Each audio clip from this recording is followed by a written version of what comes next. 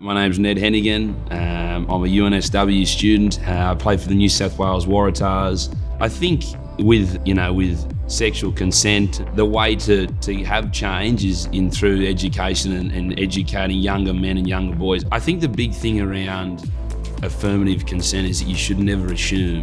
There is absolutely no question that when a no is given, it's no, or a stop, so never assume. Always have a conversation about it, and it can change throughout.